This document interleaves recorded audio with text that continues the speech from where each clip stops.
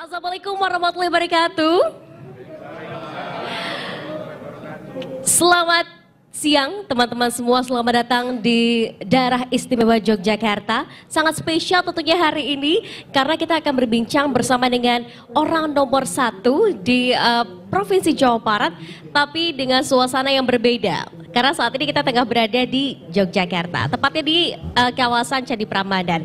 Dan hari ini kita akan menyaksikan sebuah klarifikasi, mendengar klarifikasi dari Kang Emil, karena hari ini kita akan membahas mengenai Jabar 2 periode atau Maju RI 1. Langsung saja kita akan sapa. Selamat siang Kang Emil. Selamat siang semuanya, Forum Pimred PRMN. Tepuk tangan buat kita dong, semua. Teman-teman semua. Saya lagi kagum ke kawan-kawan lihat acara ini. Menurut saya ini baru pertama bagaimana citizen journalism content creator mewujud dan ketemu model ekonominya. Keren banget, tepuk tangan. Ya? Tepuk tangan dulu dong. Jadi ketemu model ekonominya tadi, karena bayangkan setiap daerah itu punya loh konten-konten Tadi saya waktu di panggung biasa. ada yang nerima tadi 160 juta coba dari kontennya. Lebih gede gajinya ya Kang. Luar biasa ya. Belasan kali lipat dari gaji gubernur. Oh gitu. Kang Emil mau jadi content creator juga Kang? Kan udah. Ah, udah ya, Cuman udah gak diduitin. Cuman gak diduitin. Saya bikin konten lipat baju 5 juta yang nonton gitu. Itu kalau saya kirim ke PRMN udah berapa ya? Iya. Oke, jadi sebagai content creator yang sudah profesional juga Kak Emil melihat bahwa metode atau mungkin langkah yang dilakukan PRMN ini sangat tepat sekali. Akhirnya bisa melahirkan konten-konten creator se-Indonesia gitu ya. Dan hari ini karena sangat spesial Kak Emil, di Content Creator Day ini selain bertemu dengan content creator, kita ini mau klarifikasi Kang Emil. Iya. Iya. Mungkin orang-orang bertanya apa sih yang mau diklarifikasi dari sosok Kang Emil gitu. Nah kalau kita lihat di layar belakang ini ya, tulisannya adalah Jabar 2 periode atau Maju RI 1. Tapi karena hari ini dihadiri oleh para content creator, oleh rekan-rekan network kita yang begitu luar biasa, tepuk tangan dulu dong teman-teman. Ini datang dari seluruh Indonesia Kang Emil, ada dari Medan bahkan juga datang hari ini gitu ya. Jadi semuanya berkumpul begitu. Dan punya segudang pertanyaan untuk Kang Emil berkaitan dengan tema kita hari ini. Dan ada beberapa pertanyaan yang akan disampaikan, mungkin langsung saja kita akan diskusi pada siang hari ini ya teman-teman ya. Saya akan panggilkan beberapa nama di antaranya. Ada yang ingin bertanya yaitu dari Medan. Mana nih? Dari Jurnal Medan, Horas. Halo Horas Kang, ini bernama, manggilnya apa? Enaknya abang kali ya. Bang Sunardi Panjaitan, betul? Bang Sunardi Panjaitan berarti dari Toba? Sibolga. Hati-hati saudaranya Pak Luhut. Hati-hati saudara Pak Luhut. Oke, Bang Sunardi Panjaitan katanya punya pertanyaan nih yang pengen diklarifikasi oleh Kak Emil. Silakan Bang Sunardi. Mungkin boleh dibantu mic-nya, silakan. Saya lihat catatan dulu Kang Emil. Silakan. Ada contekan ya Kang ya? Oh, kok Kang manggilnya Bang? Silakan Assalamualaikum Bang. warahmatullahi wabarakatuh. Waalaikumsalam. Selamat siang Kamil. Perkenalkan nama saya Sunardi Panjaitan dari Jurnal Medan. Pertanyaan saya mungkin yang ringan-ringan aja, Pak Gubernur, bukan soal politik, tapi mungkin soal kehidupan pribadi. Beberapa waktu lalu itu saya lihat postingan Bu Atalia yang akan meluncing buku novel laki-laki ke 42 dan katanya itu di Instagramnya itu disebutkan bahwa ini adalah based on story, kisah nyata ya. Nah saya penasaran ini siapa laki-laki ke 42 itu, karena di buku sebelumnya Membangun Bareng-Bareng, kalau nggak salah judul bukunya itu dijelaskan oleh Bu Atalia bahwa Kang Emil itu adalah laki-laki ke-36 yang mendekati. Laki-laki ke-36? Bukan yang memacari ya, yang mendekati. Di bukunya 42 gitu? Di novelnya yang terbaru itu ke-42, ini banyak banget ya. Nah, yang ingin saya tanyakan, Kang Emil ini laki-laki ke-42 atau laki-laki ke-36? Oke. Mohon klarifikasinya. Baik, Mbak Sunardi. Terima kasih. Assalamualaikum warahmatullahi wabarakatuh. Waalaikumsalam. Tepuk tangan dulu dong dari Medan. Wah, Kang Emil, Ini berat pertanyaannya loh. 36 atau 42 ini? Lebih berat dari pertanyaan 2024. Tepuk tangan dulu dong pertanyaannya. Jadi kira-kira 36 atau 42 Kang Emil? Gini, jadi manusia punya kepengen kan, tapi Tuhan yang menakdirkan lah kira-kira begitu. Nah, jadi memang ada perbedaan definisi gitu. Ya, kalau 36 itu yang mendekati tapi belum nyatain Kang. Ya. Mulai waktu saya berkenalan, posisi saya itu laki-laki ke-36 dari banyak yang ingin berkenalan. Tapi yang menyatakan cinta kira-kira begitu, kan butuh proses. Nggak langsung ketok pintu saya, maukah engkau PDKT jadi dulu gitu ya? pacarku, kan enggak gitu. Nah dalam proses saya berkenalan, sampai saya nyatain, saya itu kan dekatin ibunya. Karena saya bilang, oh saingan saya banyak nih. Ya. Makanya itu kalau difilmkan lucu Mas. Saya datang ada kolonel, saya datang ada preman, ada om-om pengusaha. Jadi bayangkan kalau divisualkan ya, itu berbagai profesi itu ngumpul ingin merebut hati Bu Atalia kira-kira begitu. Terus akhirnya saya berstrategi. Kalau saya mirip mereka, kan saya kecil. Ini kebiasaan saya kan, pakai strategi. Saya bilang kalau perempuan pasti dekat ibunya. Nah yang lain ngantri untuk nyatain, nah saya berproses dulu. Kenalan sama ibunya, yang lain di ruang tamu, gombal-gombalin. Saya ikut pencitraan, ngerendos gitu kan. Cerita ini itu, mimpin sholat. Pokoknya gimana caranya di calon mertua, saya pilihan nomor 1. Nah di momen yang tepat, kira-kira gitu ya, baru saya nyatain. Jadi dari sejak kenalan ranking 36 gitu, itu berarti sudah ada 6 orang lagi yang nyata-nyatain ditolak kan. Nah pas ke nomor 42, belum langsung dijawab, dan betul, nanya dulu ke ibunya gitu.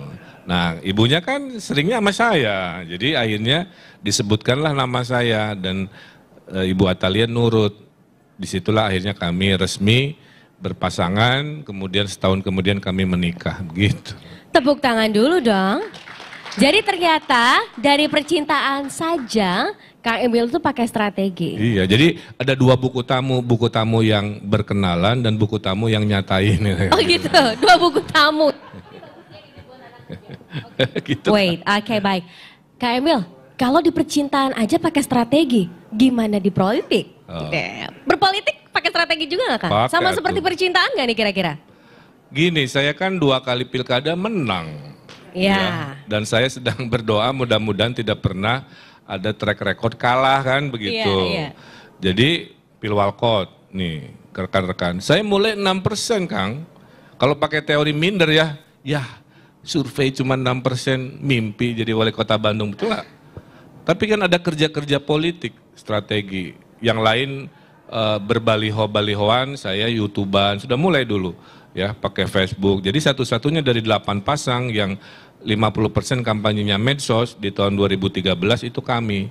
Jadi dari cuma 6% survei yang nggak dilirik orang tuh, kita menangnya 45% ya, mengalahkan 7 pasangan lainnya.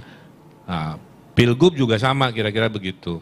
Pakai strategi teh. Iya. Kenapa? Yang harus nyoblos itu 33 juta orang. Kalau saya keliling Jawa Barat, waktu nggak cukup, uang habis. Apa yang saya lakukan strateginya? Di dalam politik pemilu, ibarat main bola Kang, menang 1-0 dapat piala, menang 12-0 dapat piala, sok milih. Mau keringetan capek 12-0, pialanya sama, menang 1-0 sama. Saya memilih menang 1-0 aja. Sama-sama dapat piala. Apa artinya? Saya urus daerah yang saya menang, saya lepas daerah yang saya cenderung kalah. Paham ya?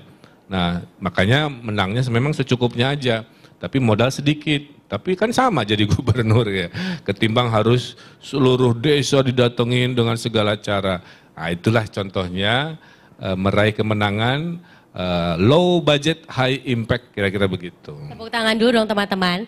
Jadi untuk para pemuda-pemudi ya, kalau ingin sukses seperti Kang Emil dari muda, percintaan aja harus Iya pakai kan low strategi. budget, saya deketi ibunya Iya. cuman bawa bumbu, bawa bener. sayuran, yang lain kan raktir dengan mewahnya apalah gitu kan. Saya kan masih mahasiswa gitu. Jadi ternyata low budget high impact adalah filosofi hidup saya. Oke, low budget, high impact. Tepuk tangan lagi dong teman-teman. Dapat inspirasi ya.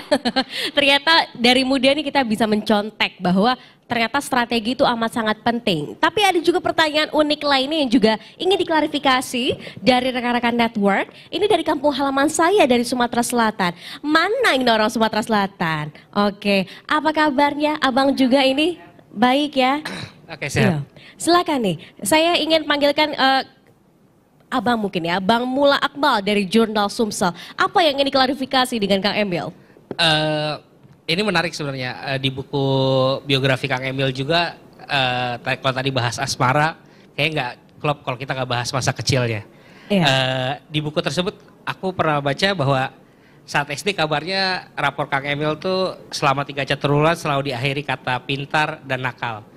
Nakal tuh lucu, entah nakal kan ada nakal tuh bodor ya. Terus ada yang nakalnya jahil atau seperti apa. Mungkin nanti bisa diceritain. Terus selanjutnya Kang Emil bilang juga bahwa berkontemplasi, terus bilang bahwa Tuhan menciptakan masalah dan solusi.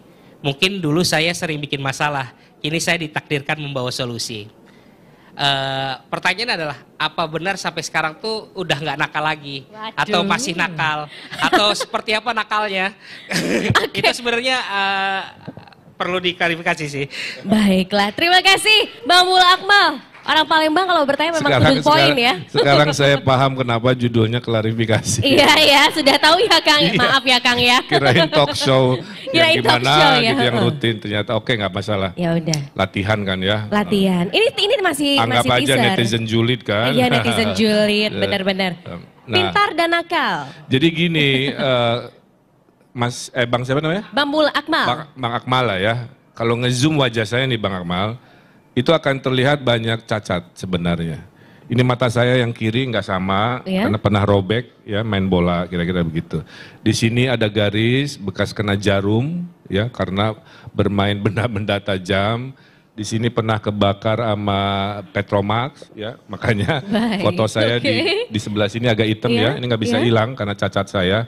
Dan titik-titik kenakalan yang tercerminkan di wajah saya. Jadi nakalnya itu, saya itu hiperaktif, kira-kira begitu. Jadi cocok jadi arsitek, makanya waktu saya ke psikolog, mau jurusan apa? Dia bilang, kamu nggak boleh jurusan yang rutin. Ya, makanya dipilihnya arsitektur, yang proyeknya kan beda-beda. Yang budgetnya beda-beda, tantangannya beda-beda. Maka jadi pemimpin juga cocok, karena tiap hari tantangannya beda-beda. Tapi kalau saya kerjanya rutin Mas, ya input begitu, output, sepanjang sampai pensiun, wah saya bisa mati gaya. Nah jadi klarifikasi kan judulnya ya. Iya. Nakalnya itu nakal anak-anak sekolah, bukan nakal kriminal. Contoh, sering bolos, ya pernah gitu kan, main ke taman sebelah. Di depan SD saya itu kantor wali kota Bandung, ya sebelahan. SD Banjarsari. SD Banjarsari. Ya? Tahun 84, saya masih ingat, saya nyebrang. Dan berenanglah saya di kolam wali kota. Buka baju Allah, berempat. Dikejar-kejar satpam sambil telanjang dada, coba kabur kan. Makanya saya bilang mau jadi wali kota, kamu berenang dulu di kolam ini. Ya, dulu mungkin wali kota Bandung Ridwan Kamil sini nih. Tepuk tangan dulu dong. Siapa yang nyangka berapa puluh tahun kemudian kira-kira gitu ya. Jadi wali kota loh di situ. Terus, nah saya cerita dulu beberapa kenakalan kenakalan lucu-lucuan lah. Iya. Kemudian saya pernah nggak bayar angkot kan. Saya mau pulang tapi nggak ada duit. Saya bikin trik kira-kira gitu ya. Nanti pas berhenti, si emangnya si supirnya lagi lengah, saya kabur kan. Nah, pakai skenario itu nakalnya gitu. Naik angkot, deket jalan tempat rumah, mang supir berhenti gitu.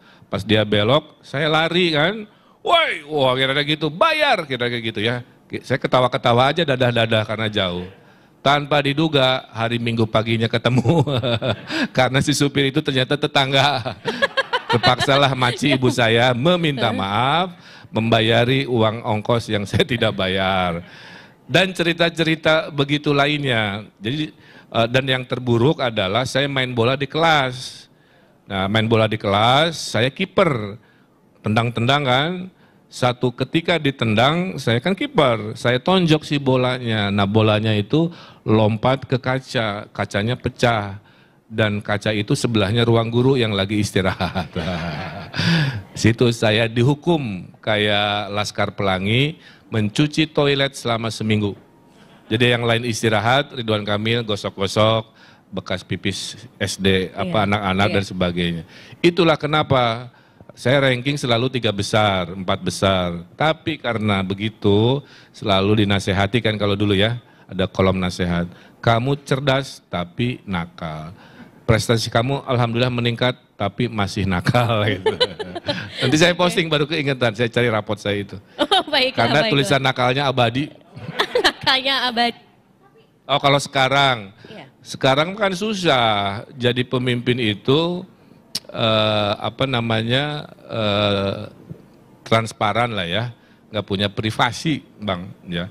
Jadi saya itu nakal jahil kayak tadi lah kira-kira, ngerjain orang lucu-lucuan kan begitu ya. Karena saya menyadari juga mas, hari ini tuh orang nggak bisa bercanda semuanya. Saya bercanda, menurut saya canda ya. Si orang yang nerima menganggap itu penghinaan ada. Mohon maaf nih, saya merepost konten dari Waria kira-kira gitu ya. Saya nggak bikin kontennya, dia ngomongin kelompoknya sendiri, lucu-lucuan kan.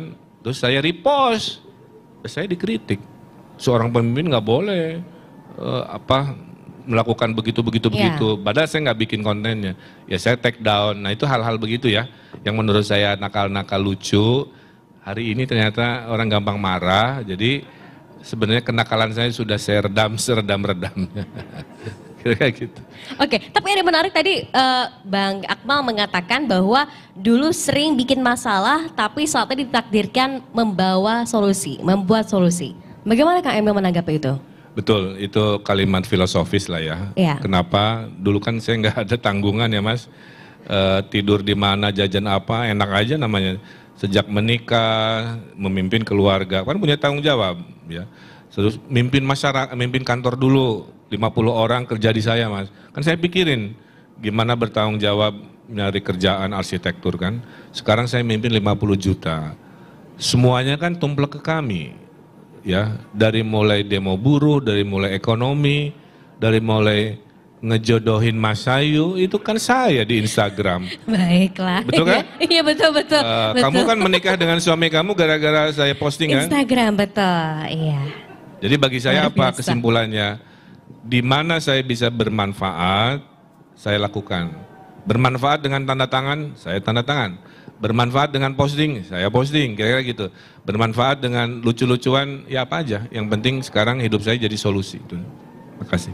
Oke, hidup menjadi sebuah solusi. Tapi ada pertanyaan lain yang juga ingin klarifikasi oleh rekan kita. Kalau ini tampaknya dari Jawa Barat ya, dari Gala Media News, betul bukan?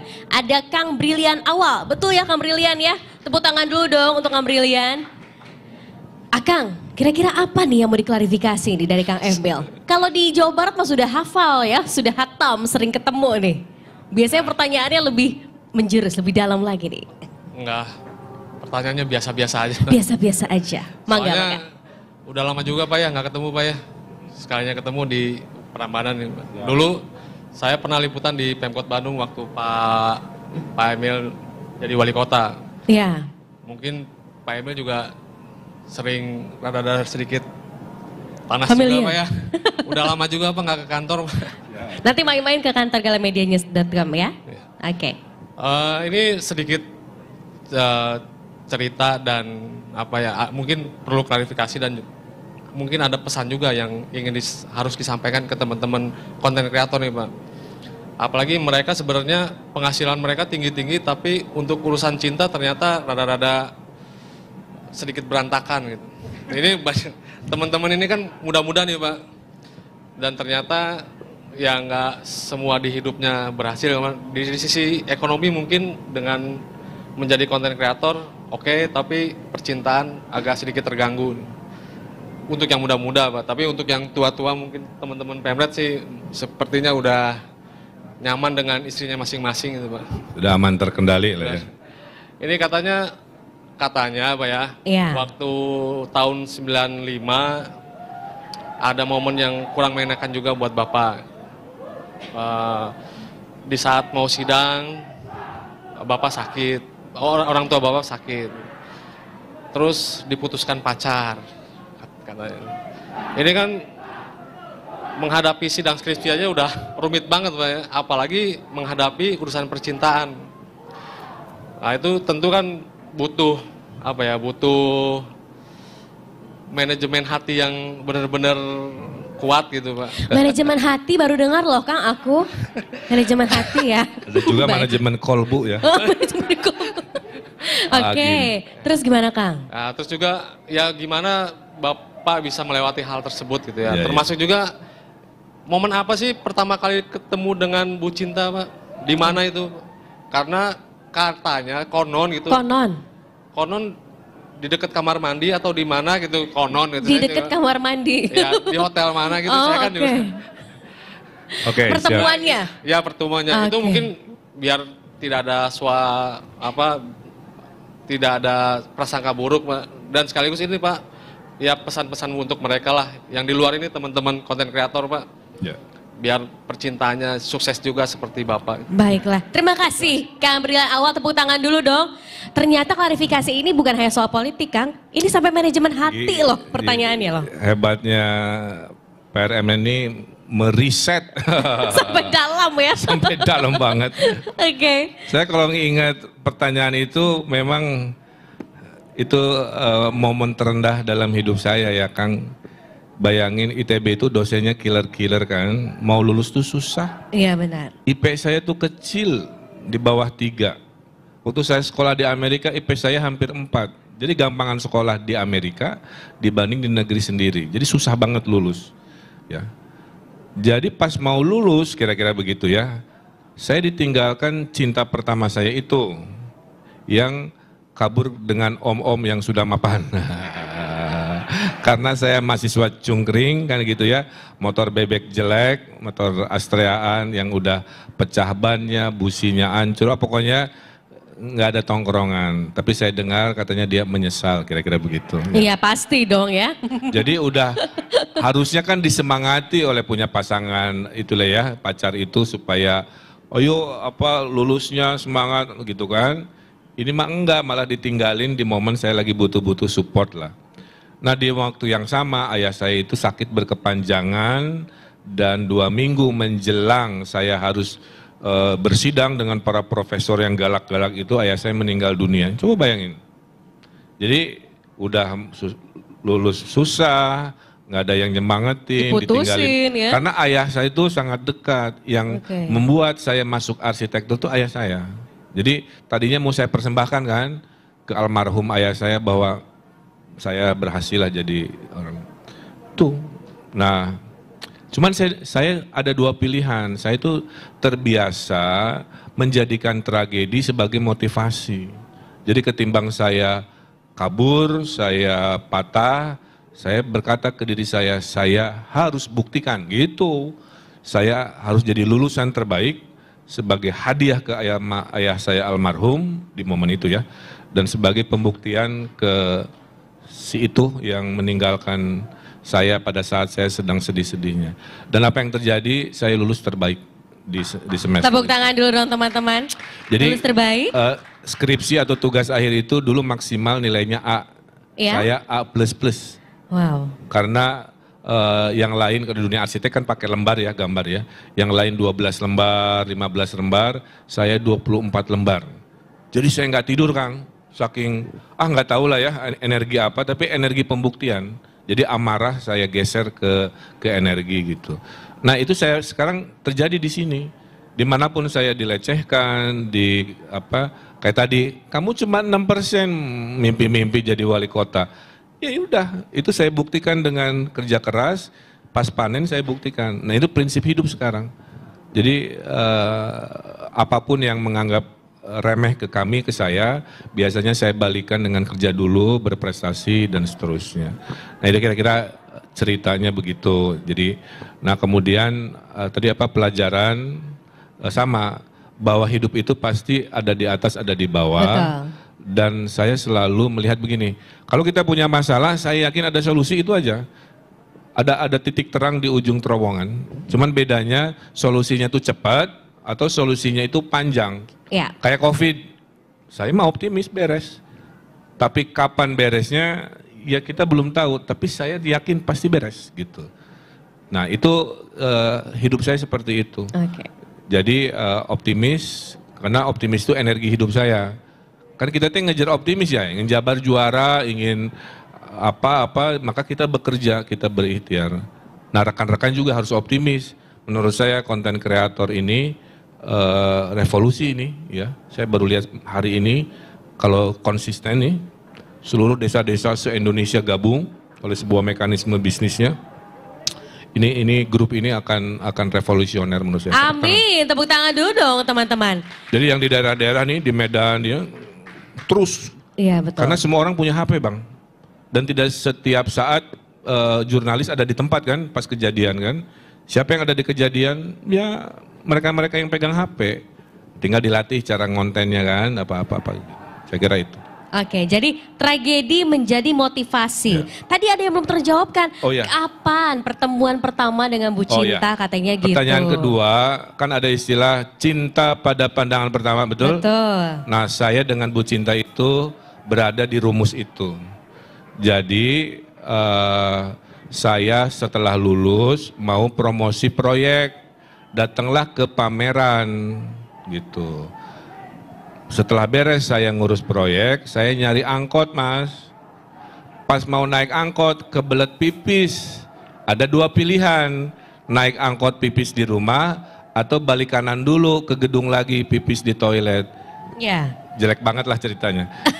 Jadi saya putuskan, daripada ada apa di jalan, saya mending pipis lagi ke gedung. Nah, setelah buang hajat kecil, baru saya pulang. Pas pulang yang kedua, tiba-tiba ada gadis lewat gitu. Dan karena ini kalau difilmkan ya, karena begitu mempesona, nyetrum kayak rambut sunsilk dan sebagainya, keluarlah jurus nomor 9. Apa tuh? Teh, saya punya kerjaan gitu kan, karena lagi kerja di situ. Bolehkah minta nomor telepon, nanti saya kasih tahu kerjaannya apa yang berhubungan dengan yang sekarang dipamerkan. Oh boleh, ini nomornya. Alamatnya di mana? Kasih alamat gitu caranya. Jurus nomor 9, tepuk tangan dulu dong. Jadi pertemuan tidak sengaja ya, tubrukan di toilet itu. Jadi kalau saya, dicatat ya, kalau saya nggak kebelet, saya nggak akan bertemu dan berjodoh dengan Ibu Cinta. Kalau nggak kebelet nggak akan ketemu, tepuk tangan dulu dong teman-teman ya. Jadi kita harus positif nih. Tadi tragedi menjadi motivasi, pertemuan dimanapun bisa jadi itu jodoh kita gitu Kang Emil ya. Nah kalau tadi dari Jawa Barat, dari Sumsel, dari Medan juga sudah, ada lagi ini. Yang ini dari Sulawesi Utara, betul? Portal Sulut. Halo Bang, tepuk tangan dulu dong untuk Bang Juhari. Tepuk tangan dong teman-teman, ini datang jauh-jauh loh dari Sulawesi Utara. Dari mana Kang? Kantornya di mana di Bang? Di Manado. Di Manado, oke. Saya mendesain itu resto McDonald di pinggir laut. Oh siap. Nah, itu karya saya, alhamdulillah. Luar biasa loh. Tepuk tangan dong. McDonald ternyata di Manado adalah desain dari Kang Emil. Apa yang Bang Juhari ingin tanyakan ke Kang Emil? Diklarifikasi. Assalamualaikum Kang. Kalau yang tadi agak ringan ini mulai naik. Mulai naik. Baik. Kebetulan saya asli dari Sulawesi Utara Kang. Jadi mungkin pertanyaan yang pertama Kang, kapan ke Sulawesi Utara Kang? Karena nama Kang Emil ini cukup populer di Sulawesi Utara, di Manado. Yang pertama itu Kang, ini agak serius Kang, soal Das Citarum Kang.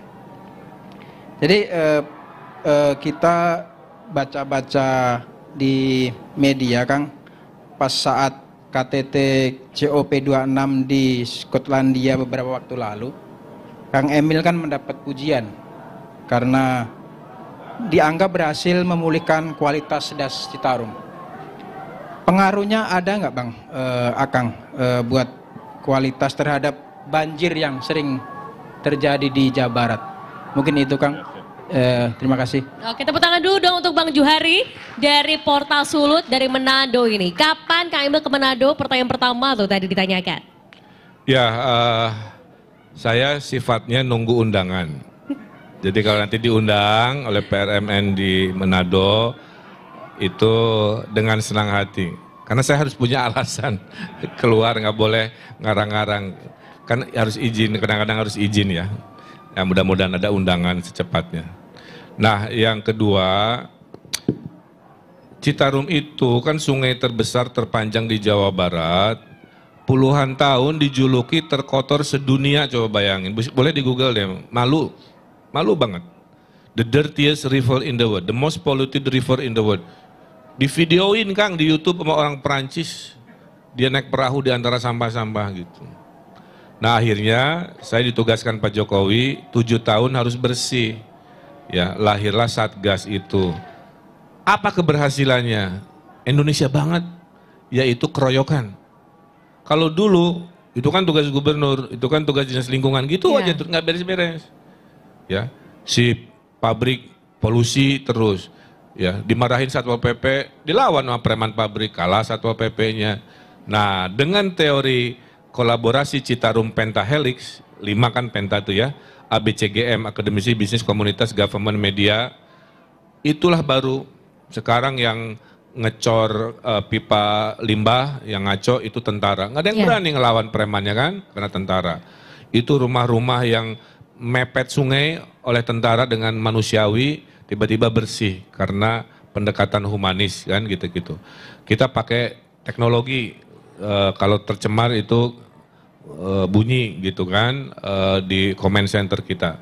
Nah singkat cerita, saya senang diundang ke Glasgow, satu-satunya kepala daerah kan yang diajak Pak Jokowi kan kami, karena misinya itu. Dan yang dipuji itu bukan soal kualitas ya, karena kualitas kan lagi berproses. Memang lebih baik tapi kan belum bersih banget, karena targetnya kan 7 tahun, ini kan baru tahun ketiga.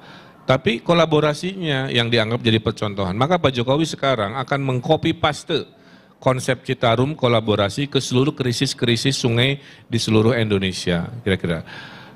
Awal proses judul ilmiahnya cemar berat, yang jorok-jorok itu kan. Target tahun ini harusnya cemar sedang, kan urutannya begitu. Sudah cemar ringan. Jadi ada percepatan luar biasa oleh konsep kolaborasi itu. Nah, jadi yang di COP26 itu saya hanya mempresentasikan pencemaran bukan banjirnya. Karena yang dulu dianggap kotor kan masalahnya ya. Nah, tapi banjir juga kita kasih solusi. Saya bukan mau gimana ya, kalau ngomongin banjir saya nggak mau takabur ya. Kan suka ada pemimpin ya, mana udah beres, kalau dikasih air, surut sekian, dikasih air. Nah saya nggak mau, yang saya bilang banjir sudah tidak selama dulu, tidak sebanyak dulu. Makanya kan mohon maaf ya, sampai hari ini kan nggak ada berita berhari-hari di Bandung Selatan, betul? Yang dulu menghampiri kita rutin. Kenapa? Karena secara ilmiah sudah berkurang Kang, yang dulunya 300 hektar, zaman kawan-kawan meliput tuh, sampai ada pengungsian, sekarang tinggal 70 hektar.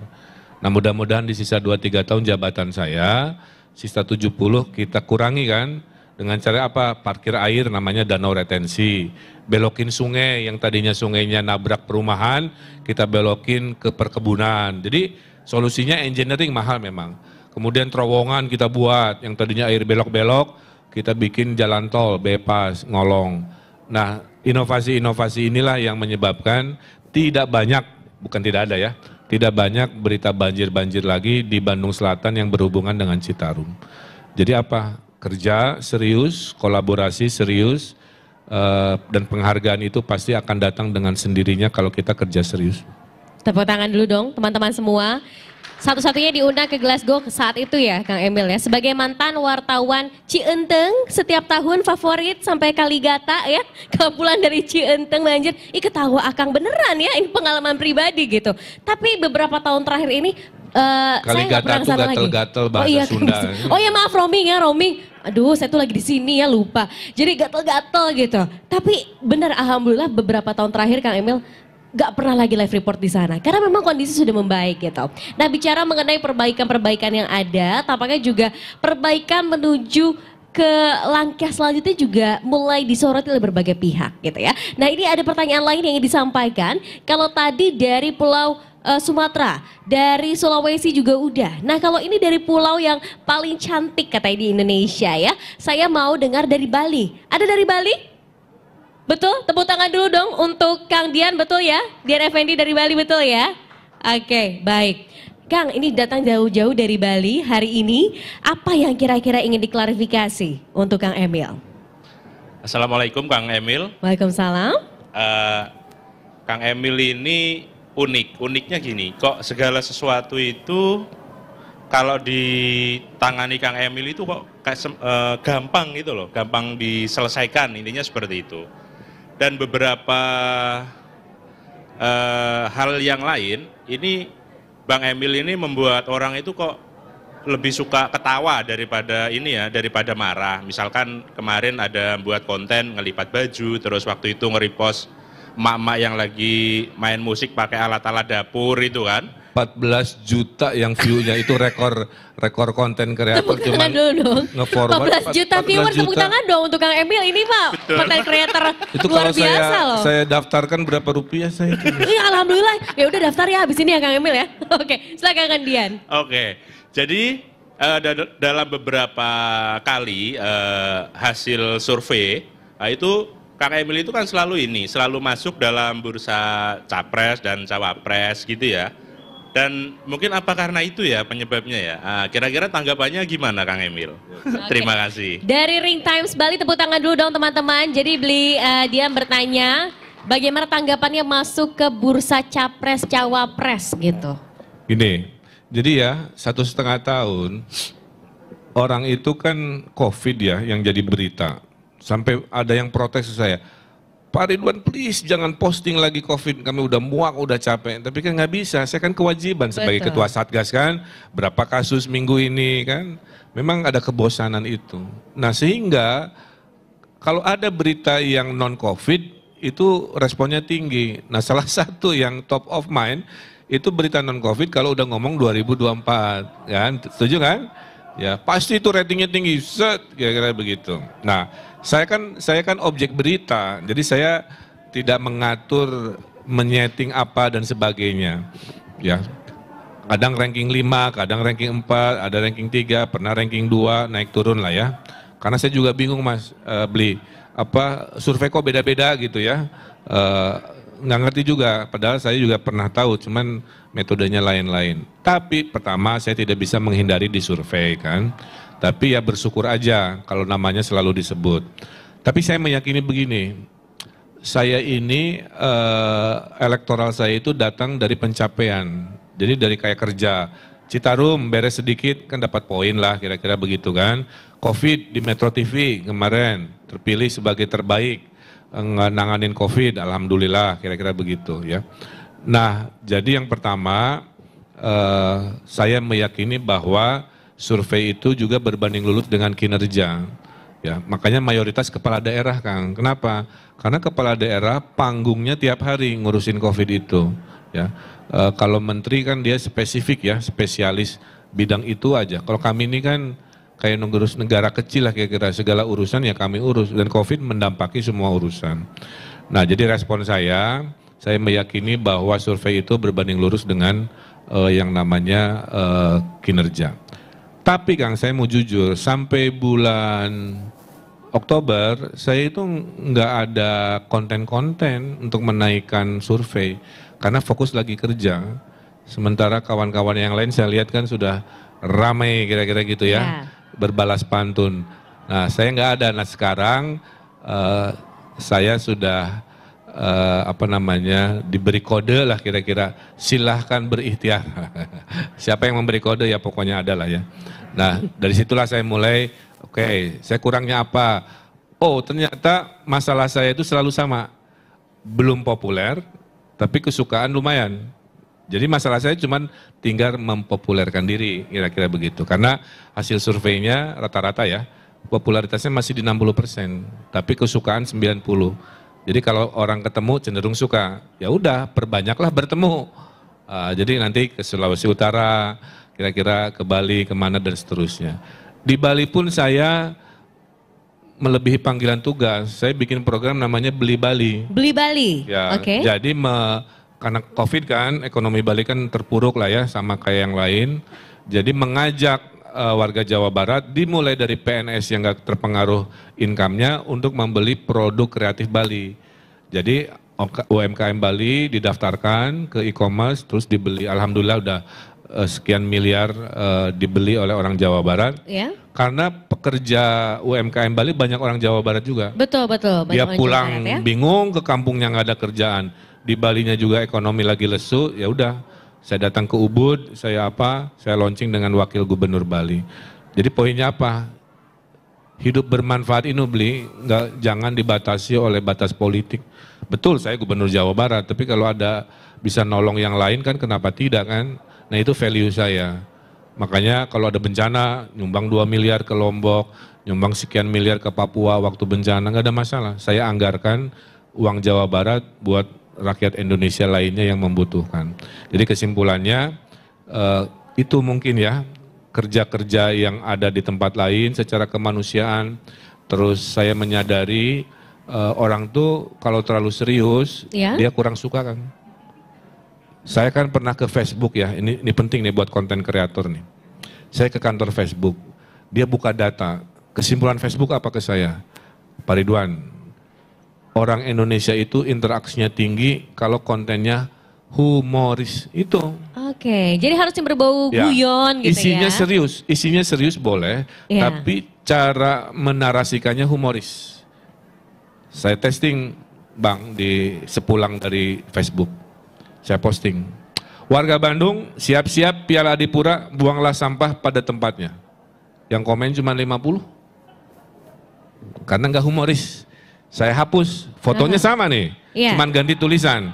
Ganti tulisan. Hai warga Bandung, siap-siap Adipura, buanglah sampah pada tempatnya, buanglah mantan pada temannya. Nah, cuman nambahin satu kalimat yang komen 5.000.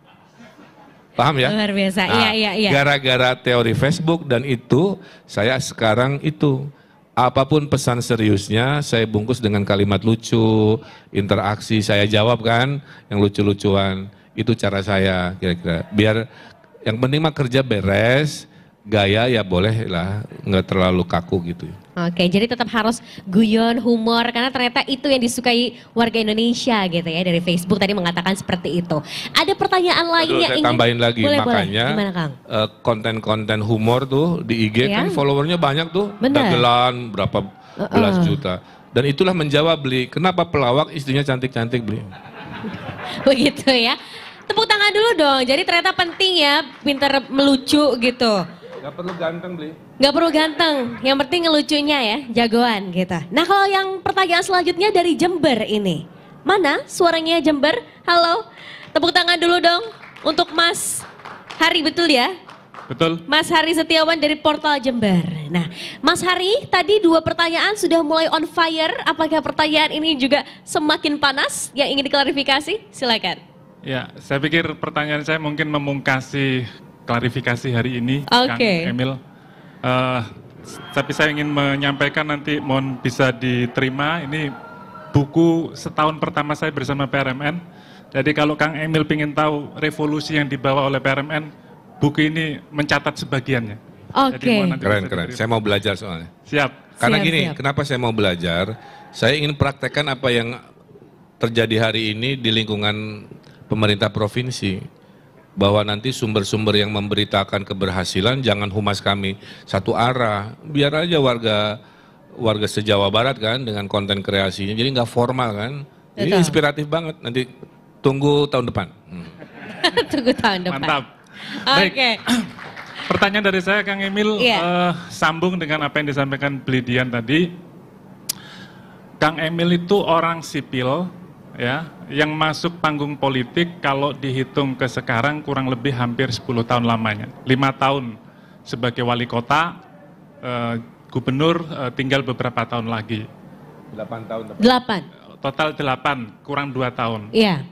Dan kebetulan atau tidak, suksesi kepemimpinan nasional juga berlangsung kurang lebih 2 tahun yang akan datang. Walaupun mungkin 2 tahun kurang, karena KPU bersama DPR sepertinya menyepakati Pilpres itu di bulan Februari 2024. Nah, orang sipil bukan partai politik, masuk panggung politik, bertahan hampir 2 periode walaupun beda ranah, tadinya wali kota, sekarang gubernur. Nah, pertanyaan dari saya, ini kan habisnya masa jabatan Pak Gubernur bersama Pak Jokowi di periode terakhirnya itu hampir sama, mirip-mirip lah waktunya. Yang kami ingin tahu dan klarifikasi sebenarnya setelah ini Kang Emil itu lebih tertarik untuk melanjutkan Jabar 2 periode atau kalau ada promotor, ada yang gandeng-gandeng, siapa tahu juga tertarik menjadi RI 1 atau RI 2. Nah, sore ini kami ingin tahu gitu. Per hari ini sebenarnya Kang Emil condong tetap melanjutin Jawa Barat atau scale up ke pentas nasional Kang Emil. Terima kasih. Tepuk tangan dulu dong untuk Mas Hari dari Perta Jember. Benar ya, ini pertanyaan pamungkas. Persis di belakang kita. Jabar 2 periode atau maju RI 1? Ini jawaban pamungkas, jawaban final. Iya. Wabillahi taufik wal hidayah. Oke. Biasanya kan ditutup dengan itu. Gini, prinsip dulu ya. Pertama, politik itu momentum. Belum tentu datang 2 kali. Ya. Saya sering menyesal kalau lagi motret Mas. Ini bawa kamera, ada objek, besok juga ada. Nggak dapat besok, lewat aja sih momentum fotografinya kan. Atau sunset yang ternyata bagus, besok pasti bagus lagi. Ternyata nggak hujan gitu kan, nyesel. Jadi politik momentum, ya satu. Nah momentumnya memang ada di sini.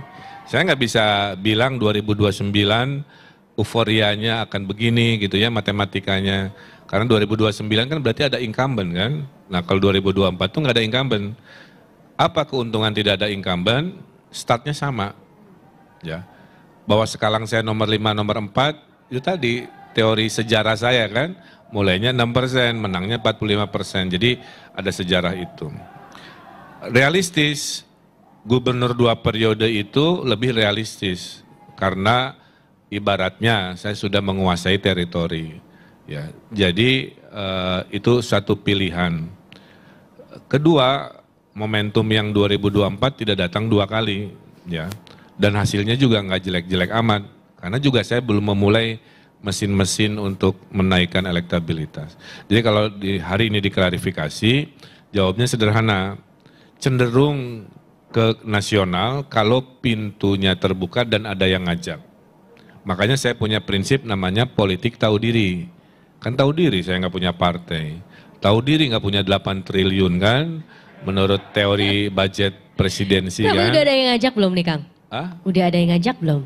Ya yang membisik-bisiki sudah banyak sekali. Oke. Nah dan saya meyakini kalau nasional saya harus berpartai. Makanya hari-hari ini tuh hari-hari saya mencari partai yang akan saya pilih di tahun depan gitu ya.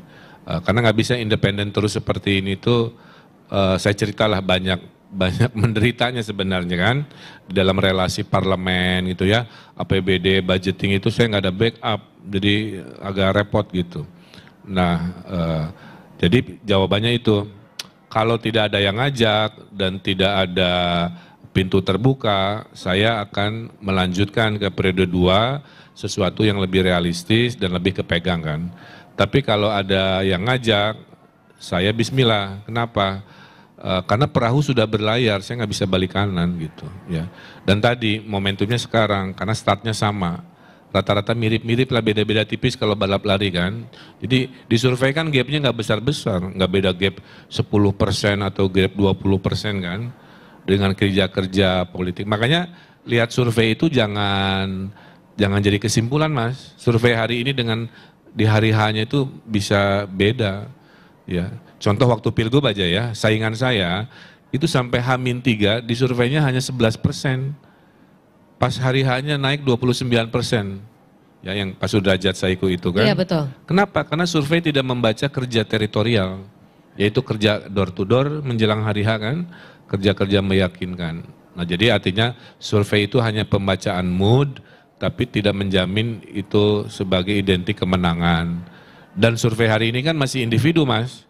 Padahal si individu itu kan nanti bergabung. Kan suka ada Kang Emil mau sama Ganjar apa mau sama Anies. Saya nggak tahu. Kenapa? Kenapa saya jawab nggak tahu? Karena dalam politik Mas, saya ini Siti Nurbaya. Ya, jadi nggak pernah bisa memilih jodoh sendiri. Wali kota nggak milih Pak O, dari saya dijodohkan oleh partai. Pilgub Pak U bukan pilihan saya, juga itu dijodohkan oleh partai. Jadi saya meyakini nasional pun sama. Tergantung koalisi kan. Nanti koalisi yang ngatur kamu dengan siapa. Kalau berjodoh atau memang enggak kan, Nah, kalau enggak ada masalah. Kenapa? Hakikatnya kepemimpinan itu sama saja. Kan gubernur 50 juta itu sama dengan segede Korea Selatan. Tanggung jawab saya ngurusin COVID, nyelamatin nyawa 50 juta orang, sama dengan tanggung jawab Presiden Korea Selatan yang harus nyelamatin nyawa 50 juta juga kan. Dan menjadi gubernur sudah melebihi cita-cita saya. Nggak pernah cita-cita, cuman ini belokan takdir aja.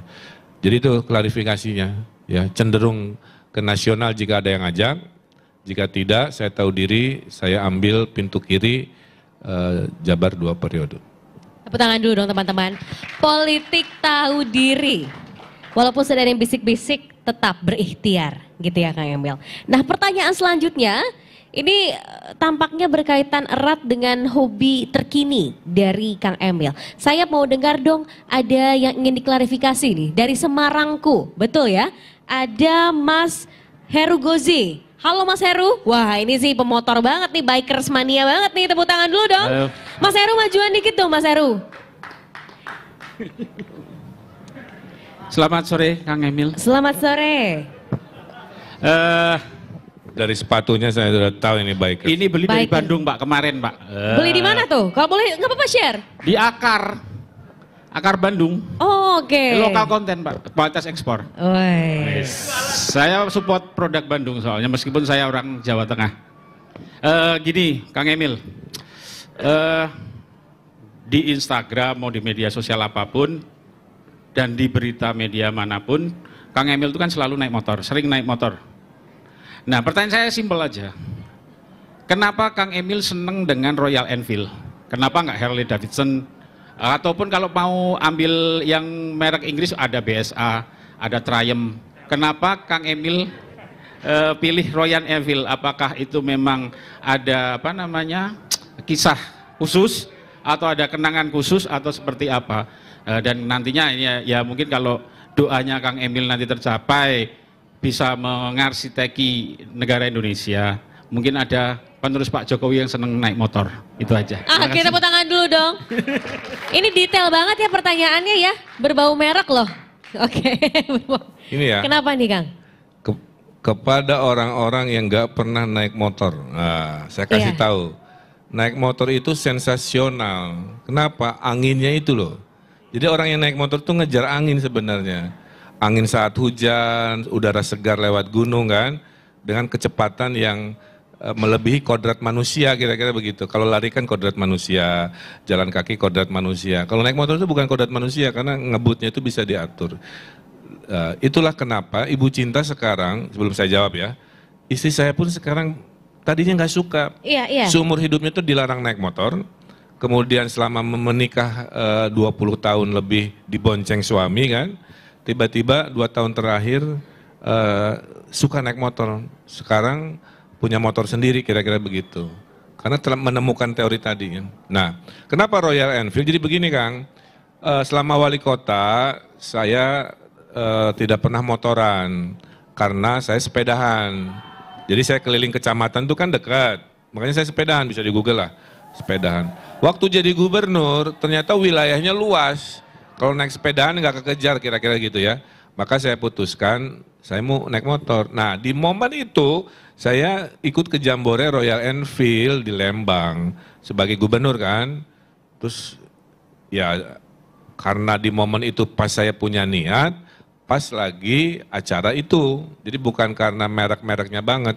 Jadi pada saat momen mau nyari merek apa, ada Jambore RE kira gitu kan. Ya sudah, akhirnya saya beli itu. Tapi makin ke sini saya makin mencintai motor-motor tua. Jadi lagi nyari koleksi BSA, BMW tua kan gitu ya. Karena BMW tua, motor tua itu investasi kan. Makin langka harga makin mahal. Dan gara-gara senang motor sekarang saya punya prinsip lebih baik minta maaf daripada minta izin. Nah, karena saya pernah beli motor yang custom, marahan dulu 2 hari karena nggak bilang-bilang kan. Kayaknya ini pengalaman perempuan-perempuan nih. Saya rayu-rayu, istri-istri. Akhirnya marahnya reda, motornya kan tetap ada di garasi. Nah, jadi gitu aja buat para suami ya. Lebih baik minta maaf daripada minta izin. Oke, terima kasih untuk Mas Heru, tepuk tangan dulu dong Mas Heru pertanyaannya. Jadi bukan karena mereknya ya, tapi ada mungkin momen hingga akhirnya memilih merek motor itu. Kang Emil, sekarang tuh lagi rame di TikTok, itu quotes-quotes yang berupa video yang ternyata banyak dapat tractionnya cukup banyak dari viewers gitu ya, dari followers.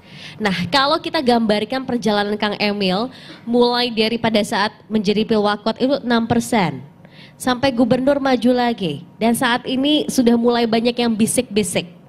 Apa sih sebetulnya motivasi terbesar hidup Kang Emil sampai dengan detik ini yang akhirnya tidak pernah membuat sosok Kang Emil itu berhenti untuk melangkah? Supaya ini nanti bisa kita kutip di TikTok. Apa nih Kang? Musuhmu adalah dirimu sendiri. Sesederhana itu. Itu nasihat nomor 1 saya ke anak-anak saya. Iya. Kenapa? Yang bikin kita males, kita sendiri. Yang bikin kita minder, kita takut melangkah, serba cemas, diri kita sendiri. Jadi itu satu ya.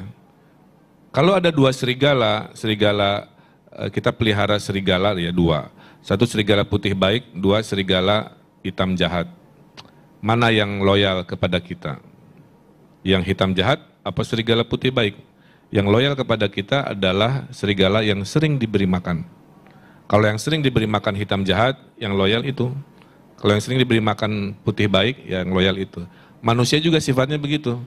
Kalau ruang negatif kita kasih beri panggung terus, ya itulah kepribadian kita yang buruk menjadi citra kita. Tapi kalau sisi baik kita dikasih panggung, diekspresikan, ya itulah siapa kita. Ya. Nah, jadi dalam konteks motivasi itu gitu Teh, ya, bahwa saya hari ini nih, walaupun jadi gubernur nih, saya melukis 120 lukisan selama setahun lebih. Sekarang pameran di Museum Nasional Jogja. Tiba-tiba saya bisa, yang dulu saya menganggap saya nggak bisa melukis kan. Kemudian saya lagi belajar kripto, NFT. Iya. Wah, main kripto juga nih Kang Emil. Tapi yang halalnya ya. Iya. Untuk menjualkan karya-karya kreatif jalanan ke bursa digital.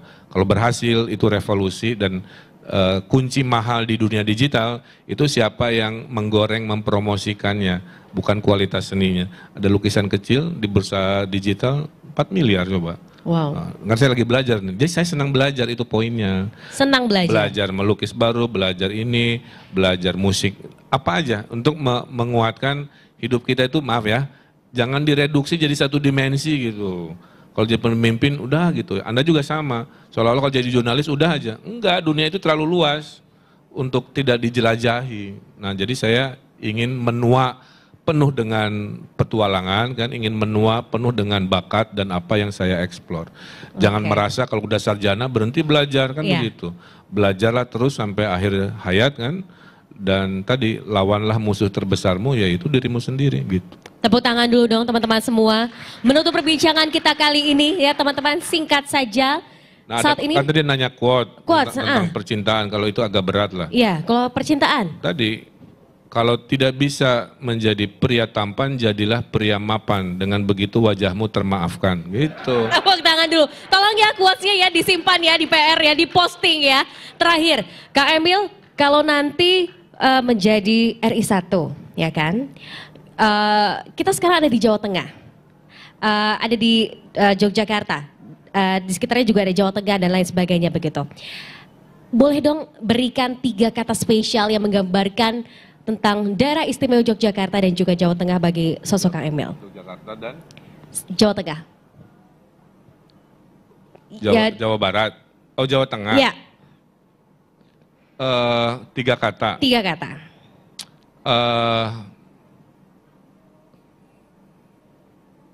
Keteladanan, kedua kebudayaan, kelebihan-kelebihan di sini kan begitu. Yang ketiganya adalah kemitraan. Teladan, kemudian tadi? Keteladanan, kebudayaan. Kan adiluhung ya, ini iya, ke betul. sana Di mana di Republik bisa berdiri candi Prambanan masih kuat begini, kan kebudayaan tinggi. Betul. Kemitraan, ya siapa tahu kan berjodohnya dengan Jawa Tengah misalnya. Nah, kita mau tangan dulu dong. Ini yang kita nantikan Jogja. ya. Oke. Kurangi kata lawan, perbanyak kata kawan. Oke. Kurangi aku dan kamu, perbanyak kita dan bersama, gitu. Oke, baik, tepuk tangan dulu dong teman-teman semua, luar biasa sekali itu yang kita nantikan ya. Kemitraan begitu ya. Terima kasih banyak Kang Emil sudah hadir hari ini, jauh-jauh datang ke Candi Prambanan di forum Primret PRMN bertanya, Ridwan Kamil menjawab Jabar 2 periode atau maju RI 1 dalam klarifikasi PRMN. Sekali lagi berikan aplaus yang meriah dong teman-teman. Hatur nuhun Kang Emil, silakan melanjutkan aktivitasnya kembali. Semoga sudah terjawabkan ya teman-teman klarifikasi yang sudah disampaikan oleh Kang Emil pada siang hari ini. Hatur nuhun, terima kasih banyak. Dan kita berharap nanti mungkin teman-teman ingin, oh ya ada yang mau beri buku ya untuk Kang Emil ini. Silakan.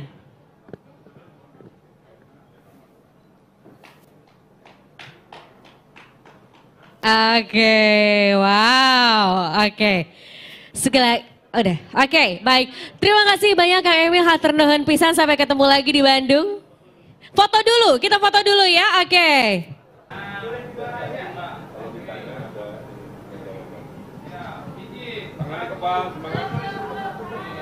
Ini PRM-nya ada slogan kan?